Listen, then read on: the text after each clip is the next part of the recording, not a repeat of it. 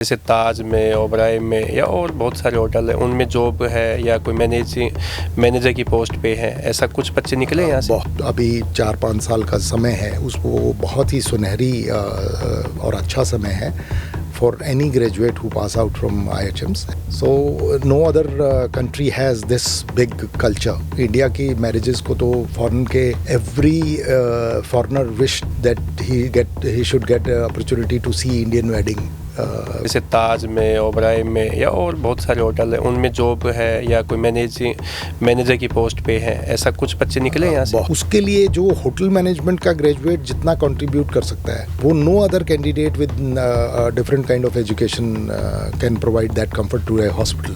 तो हमारा एक नेचुरल नेक है of a hotel management graduate के वो इस तरह की जॉब्स के लिए ही सो वेल ट्रेंड. तो उसके लिए वो संभावनाएं देखना या उन एक्सप्लोर करना एक स्वाभाविक चीज़ है. देखिए, अब जितने भी हमारे स्टूडेंट्स अब पास आउट हो रहे हैं, उनके लिए हरियाणा में तो हरियाणा टूरिज़्म और टूरिज़्म डिपार्टमेंट हरियाणा समय समय पर अपनी पोस्ट एडवर्टाइज करता रहता है. स्टेट टूरिज़म्स में आप मैनेजमेंट ट्रेनी से लेके और मैनेजरियल पोस्ट से होते हुए जनरल मैनेजर तक आप पदोन्नत हो सकते हैं. They had that direction very clear. Bansilal ji wanted Haryana to flourish in tourism sector. He wanted for his poor man and common Haryanvi to have at least one resort in every district. So, and later Surajkund Mela Authority was formed in 86. So I happened to work with the Surajkund Mela Authority.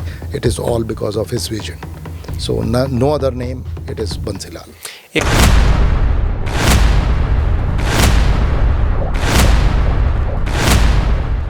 नमस्कार, मेरा नाम है OP Vashishtha. IHM Rohtak की hospitality की उड़ान podcast series में आपका स्वागत है. आज हमारे साथ हैं टूरिज्म विभाग में लंबे समय तक सेवाएं दे चुके नोडल ऑफिसर और रोहतक जोनल हेड भी रह चुके हैं राजेश जून जी. राजेश जून जी से हम बात करेंगे कि IHM के विद्यार्थियों का कैरियर कैसे बनाएं, जॉब्स अपॉर्चुनिटी कैसे हासिल करें, और भी बहुत सारे बिंदु हैं जिन पे हम बातचीत करेंगे. जून साहब, आपका पॉडकास्ट स्टूडियो में स्वागत है.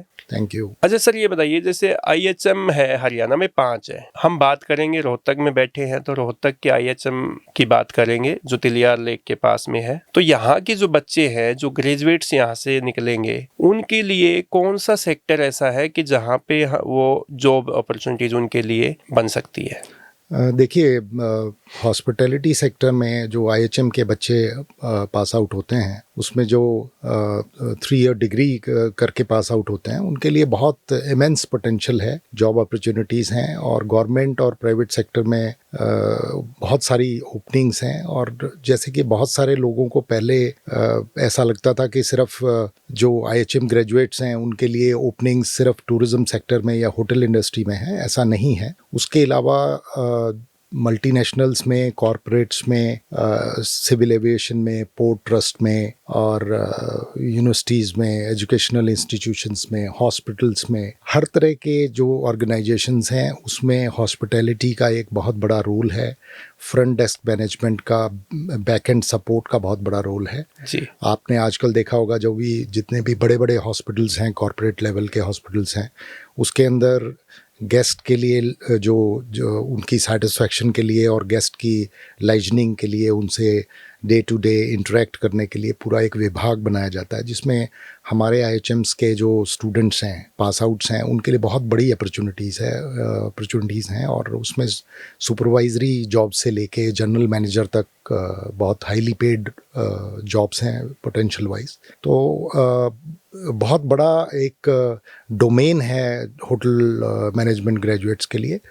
वो डिपेंड करता है कि जब आप ग्रेजुएट होते हैं और आप पढ़ते हैं तो आपका फोकस किस तरफ है. बहुत सारे लोग गवर्नमेंट सेक्टर को फोकस लेके चलते हैं, जिसमें टूरिज़्म सेक्टर है, अब हमारा इंडियन टूरिज़्म डेवलपमेंट कॉरपोरेशन है, वेरियस स्टेट टूरिज़म्स हैं, उसमें हमारी जो गवर्नमेंट की एयरलाइंस हैं, पोर्ट ट्रस्ट है, तो इस तरह की ऑर्गेनाइजेशन में आप गवर्नमेंट की जो जॉब्स हैं उसके लिए अप्लाई कर सकते हैं। अपॉर्चुनिटीज़ आपके लिए खुलती हैं, टाइम समय समय पर अपॉर्चुनिटीज़ के लिए एक साहब, एडवर्टाइजमेंट आती है। हमारे जो हरियाणा का बच्चा है या किसी भी स्टेट के बच्चे हैं, उनमें ये रहता है कि भाई जैसे अब गवर्नमेंट सेक्टर में जॉब नहीं मिलेंगी, तो क्या होटल मैनेजमेंट से जो बच्चा पास आउट होता है, तो ऐसे हरियाणा के कौन से डिपार्टमेंट है जहाँ पे जो IHM के पास आउट बच्चे हैं वो जॉब हासिल कर सकते हैं? और साथ में जो टूरिज्म मंत्रालय है, पर्यटन मंत्रालय है, वहाँ पे क्या कितनी अपॉर्चुनिटीज़ है? देखिए, अब जितने भी हमारे स्टूडेंट्स अब पास आउट हो रहे हैं उनके लिए हरियाणा में तो हरियाणा टूरिज़्म और टूरिज़्म डिपार्टमेंट हरियाणा समय समय पर अपनी पोस्ट एडवर्टाइज करता रहता है। उसके अलावा स्टेट IHMs में आप अगर जो अपना करियर जो आप एजुकेशन सेक्टर में एज टीचर बनाना चाहते हैं तो आप वहाँ पे असिस्टेंट इंस्ट्रक्टर और सीनियर इंस्ट्रक्टर के पदों पर, और आप प्रिंसिपल तक जा सकते हैं। वो भी अपॉर्चुनिटीज़ आपके लिए खुली हैं। स्टेट टूरिज़म्स में आप मैनेजमेंट ट्रेनी से लेके और मैनेजरियल पोस्ट से होते हुए जनरल मैनेजर तक आप पदोन्नत हो सकते हैं। उसके अलावा इंडियन टूरिज़्म डेवलपमेंट कॉरपोरेशन जो गवर्नमेंट ऑफ इंडिया का है, उसमें उनके भी बहुत बड़ा फ्लैगशिप होटल्स हैं उनके, और बहुत बड़ा सेक्टर है उनके पास पूरे इंडिया में। तो वहाँ भी समय समय पर उनकी पोस्ट निकलती हैं और असिस्टेंट मैनेजर से लेके और जनरल मैनेजर तक उनकी पोस्टिंग होती है। उसके अलावा उनके जो वेरियस डिपार्टमेंट्स हैं, चाहे वो स्टेट टूरिज़्म हो या सेंट्रल टूरिज़्म डिपार्टमेंट हो या बाकी ऑर्गेनाइजेशन हो, तो उसमें आपके डिप्लोमा वाइज कैटेगरीज़ की भी पोस्ट निकलती हैं, जिसमें आप अपना, बहुत सारे लोग अपना करियर किचन में फूड प्रोडक्शन में बनाना चाहते हैं, तो उनके लिए शेफ्स वगैरह के पदों की भी बार बार बहुत डिमांड में रहती है वो चीज़, क्योंकि जितनी भी हमारा फूड प्रोडक्शन का डिपार्टमेंट है वो हमेशा ही डिमांड में रहता है। और उसके अलावा फूड F&B सर्विस, जो food and beverage service department है, उसके लिए भी बहुत डिमांड जनरेट होती है। तो अक्रॉस इंडिया आपको पोस्ट अवेलेबल हैं, चाहे वो गवर्नमेंट सेक्टर हो चाहे वो प्राइवेट सेक्टर हो।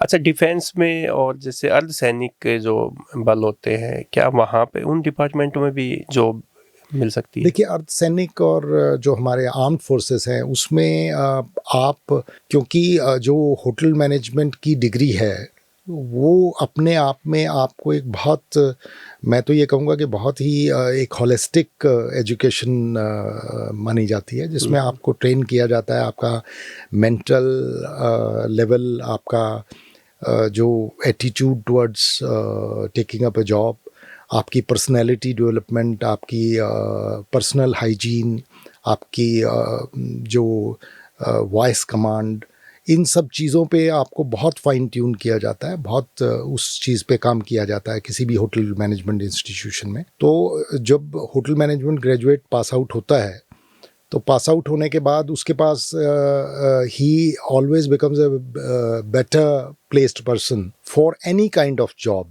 Weather it in government service और इन प्राइवेट सर्विस। तो उसके लिए किसी भी आर्म्ड फोर्सेस में जाना, क्योंकि उनको डिसिप्लिन इतना इनकलकेट किया जाता है होटल मैनेजमेंट में। Discipline in hotel management is the primary requirement, so as for armed forces and the allied forces. तो उसके बाद वो अपना CDS के थ्रू ही can apply for in army and armed other allied forces. उसके अलावा उनके जो जितने भी उनके आर्मी के क्लब्स हैं जी, या जो उनकी जितनी भी उनकी बटालियंस हैं, उसमें स्पेसिफिकली उनके प्रोडक्शन और सर्विस के लिए उनके वहाँ पे क्लब्स में जॉब्स हैं, मैनेजरियल जॉब्स हैं, उसके लिए आप ऑप्ट कर सकते हो। तो दोनों ही अपॉर्चुनिटीज़ पैरेलली आपको मिलती है। अगर जो आप मेन लाइन आर्म्ड फोर्सेस में जाना चाहते हो तो you can crack the exam because you are already apt and disciplined. तो जो एक फ़ौज की रिक्वायरमेंट है तो उसमें आप खरे उतरते हो तो आप वो ऑप्ट कर सकते हो। अदरवाइज़ आप उनके क्लब्स के कल्चर में आप अपनी जॉब को एक्सप्लोर कर सकते हैं। जैसे देश में बहुत बड़े बड़े हॉस्पिटल है और प्राइवेट हॉस्पिटल भी काफ़ी बड़े हैं, तो क्या वहाँ पे भी हॉस्पिटैलिटी के बच्चों की डिमांड रहती है? क्योंकि वहाँ पे तो फूड जो है पेशेंट्स के लिए भी दिया जाता है और जो अटेंडेंट होते हैं उनके लिए भी दिया जाता है। देखिए, ऑफ कोर्स जितने भी अब प्राइवेट सेक्टर के हॉस्पिटल्स अब बन रहे हैं और गवर्नमेंट सेक्टर में भी अब बहुत डिमांड तेज़ी से जनरेट हो रही है। इसमें जितने भी हमारे स्टूडेंट्स के लिए आप देखिए, एक फैसिलिटीज़ डिपार्टमेंट बड़े बड़े हॉस्पिटल्स ने अलग से बना दिया है, जो एडमिनिस्ट्रेशन डिपार्टमेंट के अंडर है, और जिसमें आपको बेसिकली वहाँ पे जो गेस्ट के लिए सर्विसेज प्रोवाइड की जा रही हैं, उसके लिए जो होटल मैनेजमेंट का ग्रेजुएट जितना कंट्रीब्यूट कर सकता है, वो no other candidate with different kind of education can provide that comfort to a hospital. तो हमारा एक नेचुरल नेक है of a hotel management graduate कि वो इस तरह की जॉब्स के लिए ही सो वेल ट्रेंड, तो उसके लिए वो संभावनाएं देखना या उन एक्सप्लोर करना एक स्वाभाविक चीज़ है। और बहुत सारी उसमें अपॉर्चुनिटीज़ हैं। जितने भी पास आउट स्टूडेंट्स हैं उनको मैं ये कहूँगा कि hospital administration and hospital facilities में you can explore your potential.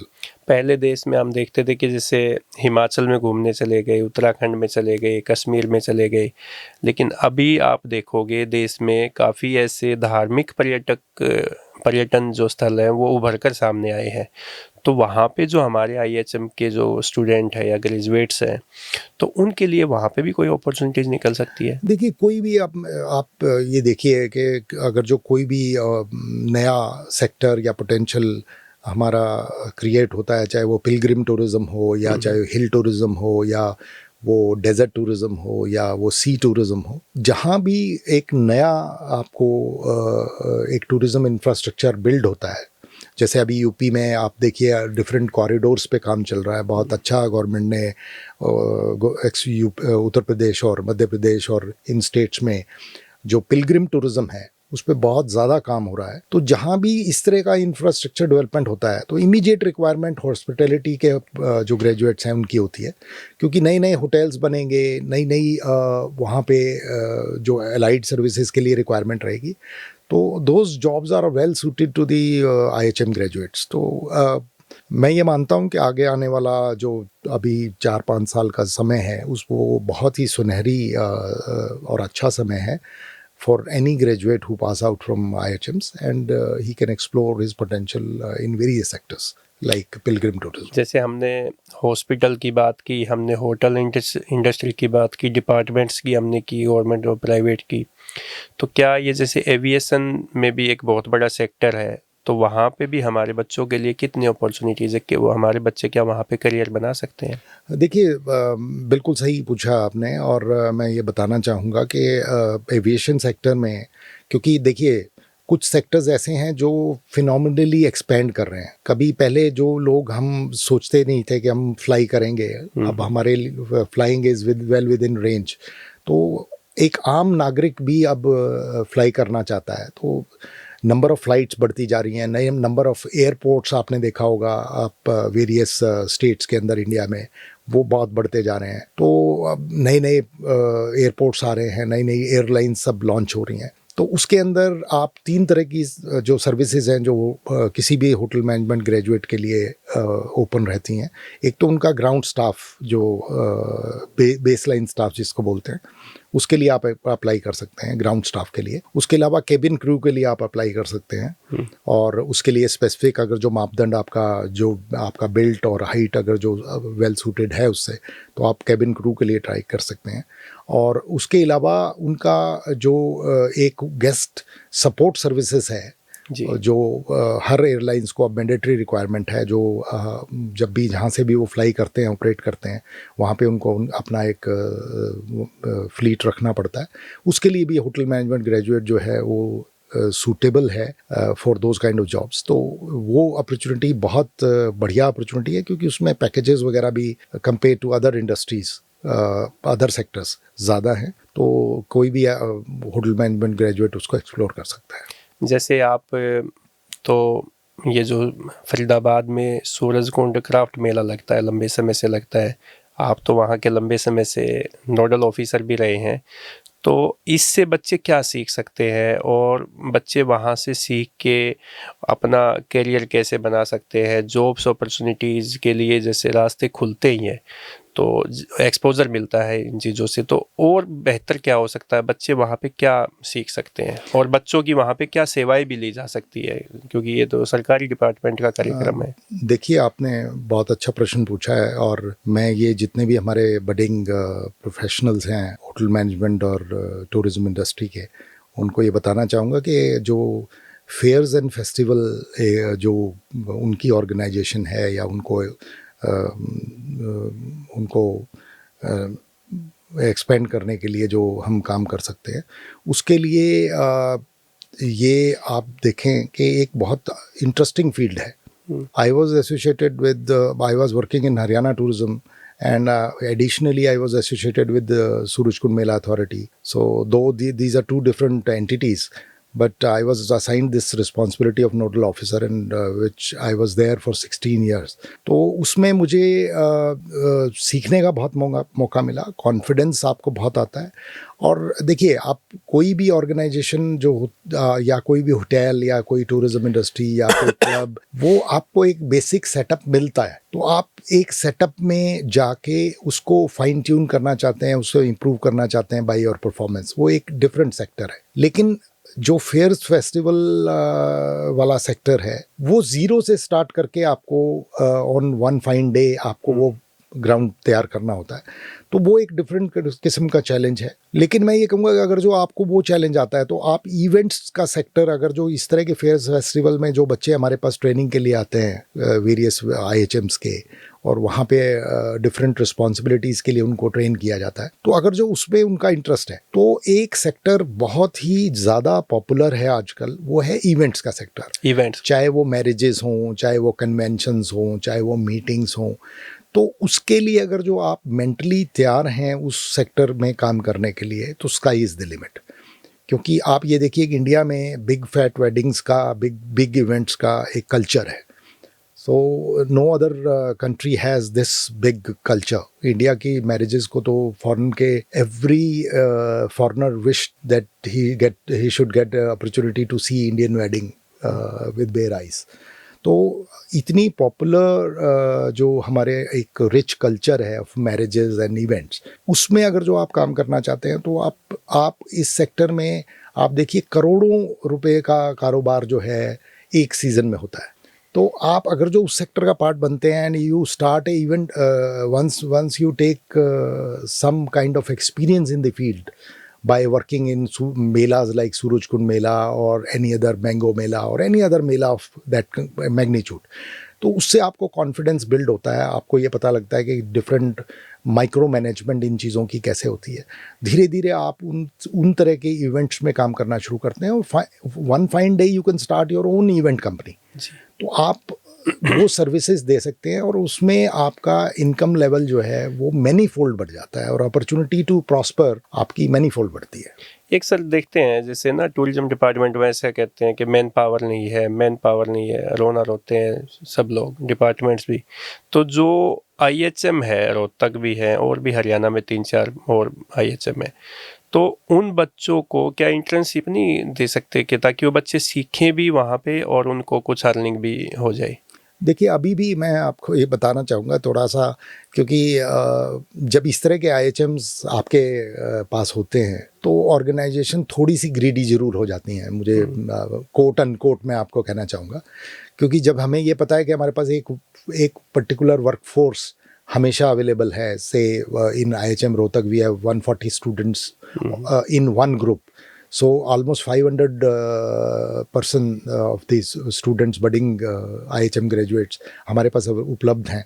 तो हम कोई भी डिपार्टमेंट में जो मैनेजिंग डायरेक्टर या कमिश्नर टूरिज्म होते हैं, या हायर अप्स होते हैं, जनरल मैनेजर होते हैं, या जोनल हेड्स होते हैं, तो उनको एक कॉन्फिडेंस रहता है कि अगर जो हमारे पास बिगर इवेंट्स होंगे, या कोई भी इस तरह का कोई बहुत बड़ा मेगा शो हमें करना होगा, so we have right kind of force available with us. they can always be associated for such huge program. तो इसके फ़ायदे भी हैं, कुछ नुकसान भी हैं। नुकसान ये है कि हमारा ध्यान जो रेगुलर रिक्रूटमेंट से धीरे-धीरे हटता जाता है। थोड़ी-सी लैक्सिटी आ जाती है, हमें लगता है कि भी हम रेगुलर जो रिक्रूटमेंट है उसको होल्ड कर सकते हैं, क्योंकि हमारे पास तो हर साल स्टूडेंट्स आ रहे हैं और उन स्टूडेंट्स को हम यूटिलाइज़ कर सकते हैं। On the other hand, students को अगर कुछ मेहनता ना मिले इन डिपार्टमेंट्स में या किसी इवेंट में जब उनकी ड्यूटी लगाई जाती है, तो उनको प्रोत्साहन भी मिलेगा और उनकी स्टूडेंट तो आपको पता ही है कि उनकी तो जेब खाली होती है। नहीं, जितने भी हम इस तरह के आयोजनों में स्टूडेंट्स को यूज़ करते हैं, तो उन्हें अप्रिशिएशन लेटर भी मिलता है, उन्हें गिफ्ट्स भी मिलते हैं, उन्हें रिम्यूनरेशन भी पे किया जाता है, तो उनको we organisation take care of their interest. लेकिन बियॉन्ड दैट हमें, आपकी बात बिल्कुल सही है कि हमें उनको एक पर्टिकुलर परसेंटेज ऑफ स्टूडेंट्स को मैनेजमेंट ट्रेनीज एंगेज करना चाहिए, ताकि वो फर्दर उनकी रिक्रूटमेंट इंश्योर हो सके। और उस पर मुझे लगता है कि विभाग जरूर काम कर रहा होगा। आने वाले वक्त में इस तरह की चीज़ें भी आप जरूर देखेंगे। और एक जैसे जो अपने बच्चे हैं, क्या इनके लिए कोई प्लेसमेंट के जो है ऑप्शन कहाँ कहाँ से मिल सकते हैं, और बच्चे जो है अपने कैंपस प्लेसमेंट कितना परसेंट हो जाता है, 60%, 80% या 100% बच्चों का जो IHM के स्टूडेंट है? देखिए, मैं आपको बताना चाहूँगा, जैसे IHM रोहतक की बात करें तो वहाँ पे one of the faculty, senior faculty is he is been assigned this job of being, you know, he has to look after the campus interviews. और वो कैंपस इंटरव्यूज़ को ऑर्गेनाइज करने के लिए, बच्चों की रिक्रूटमेंट करने के लिए, to ensure that 100% students gets employed before they leave the institution, उस पर बहुत seriously under the overall supervision of principal लगातार काम होता है। और ऑलमोस्ट 100% स्टूडेंट्स की प्लेसमेंट यहाँ से IHM रोहतक से हम इंश्योर कर पा रहे हैं पिछले कई सालों से, जो कि एक बहुत बड़ा एक माइलस्टोन है।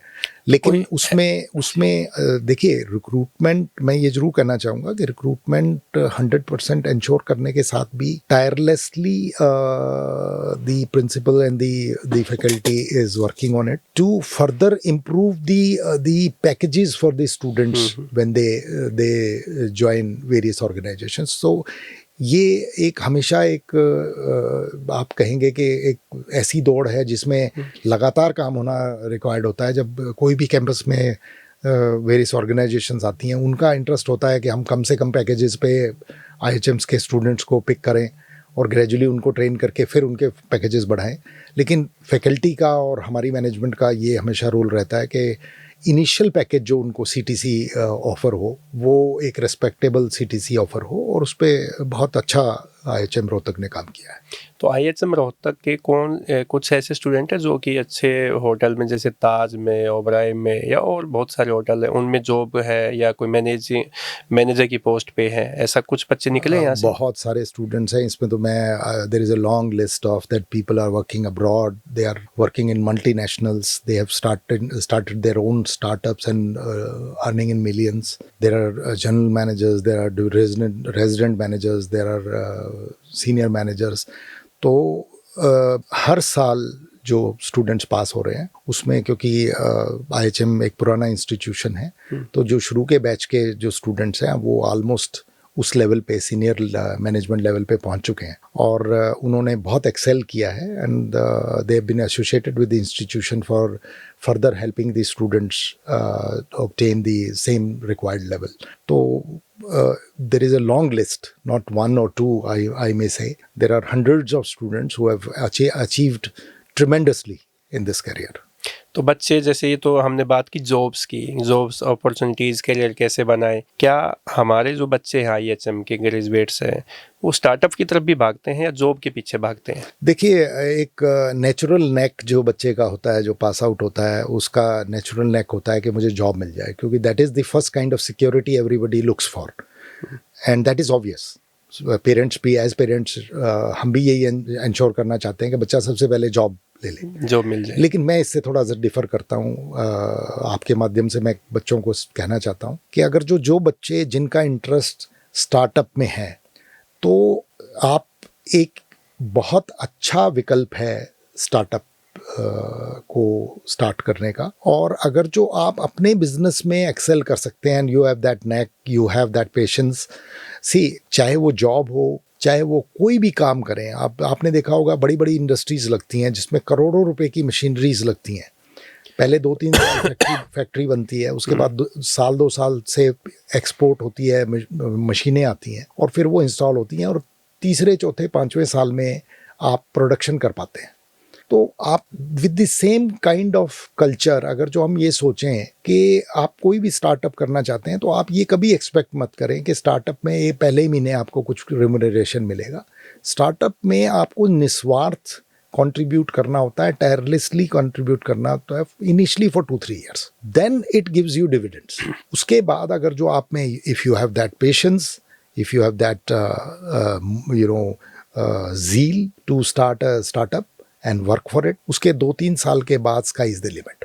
क्योंकि अगर जो आपका स्टार्टअप चल निकलता है तो कोई भी जॉब किसी स्टार्टअप के इनकम को मैच नहीं कर सकती है। ये मैं आपके माध्यम से बड़ा क्लियर बच्चों को बताना चाहता हूँ। अब चॉइसेस विद द स्टूडेंट्स जो स्टार्टअप अपना करना चाहते हैं, स्टार्टअप्स में वेरियस काइंड ऑफ स्टार्टअप्स हैं। आप event management company with no cost खोल सकते हैं, जिसमें आपकी एक्सपर्टीज के पैसे हैं, इसमें आपने कोई इन्वेस्टमेंट नहीं करनी है। होटल खोलने के लिए या कोई रेस्टोरेंट खोलने के लिए आपको इनिशियल इन्वेस्टमेंट चाहिए। अगर जो आपको जीरो इन्वेस्टमेंट से कोई काम शुरू करना है तो आप इवेंट मैनेजमेंट कंपनी खोल सकते हैं, आप कंसल्टेंसी दे सकते हैं। आपकी मैरिज, आप किसी की मैरिज ऑर्गेनाइज करने के लिए you can start that, I will give you services, I will right from nail to और अ पेंसिल टू हेलीकॉप्टर और aeroplane, I will provide you.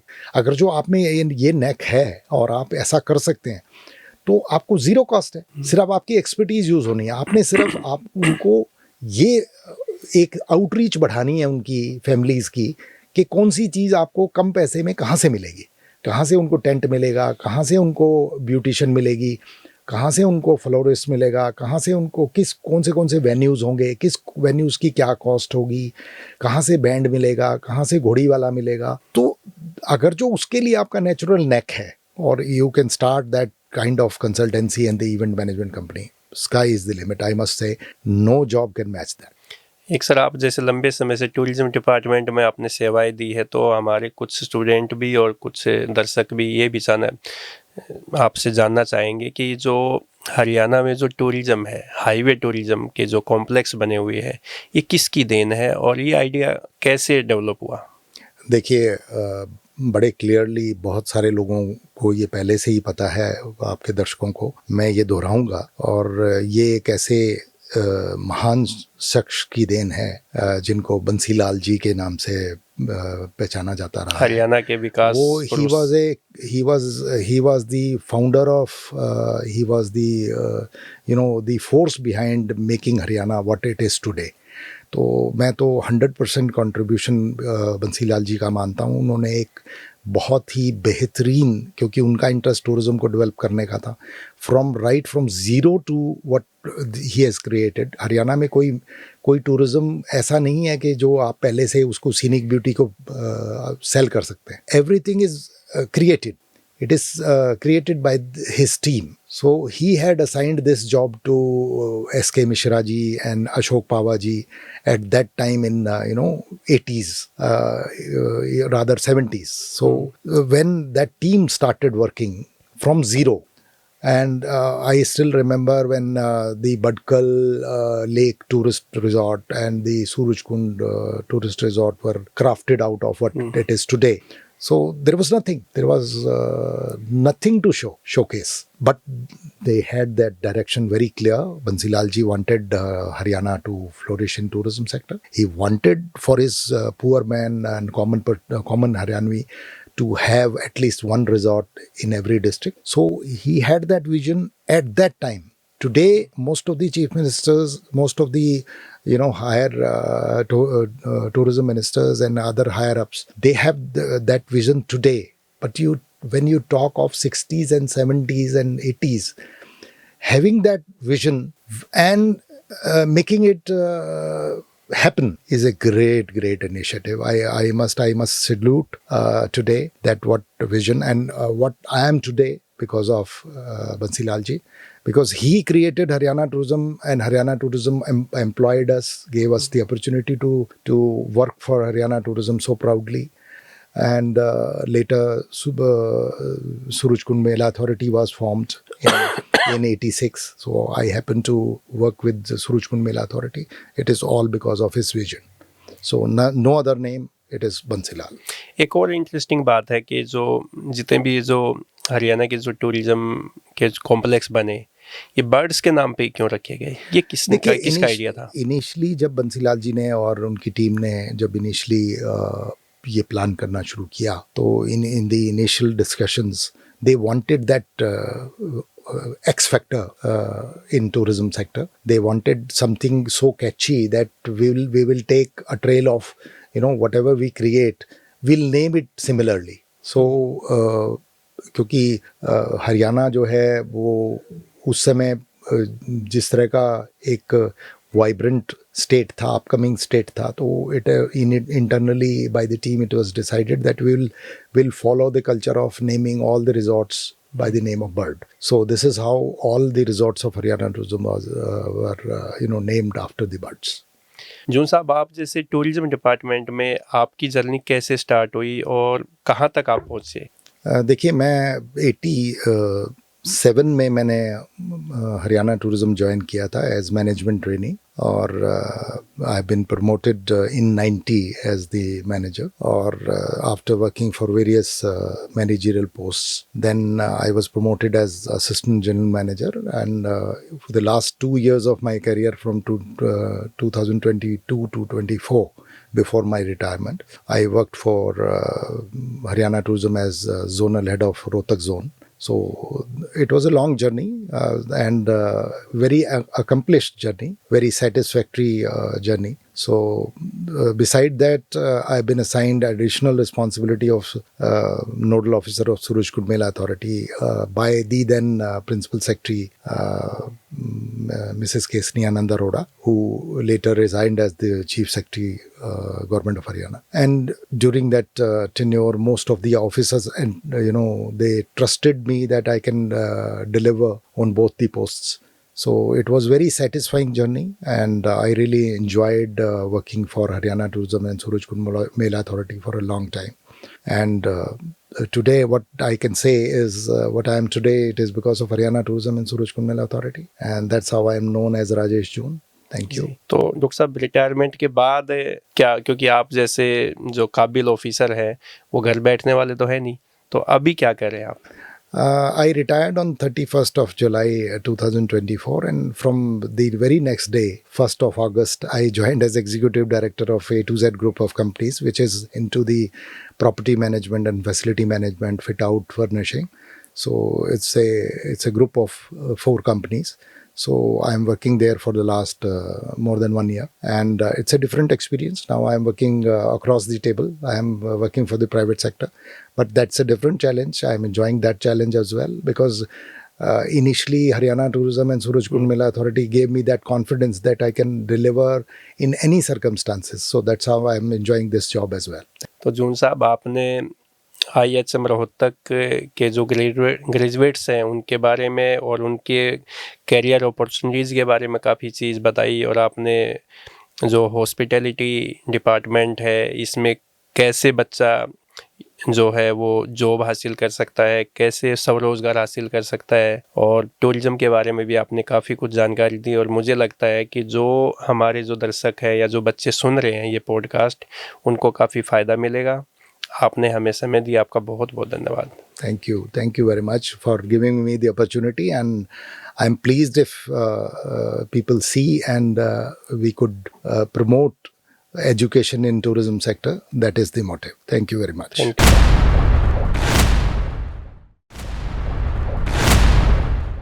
you.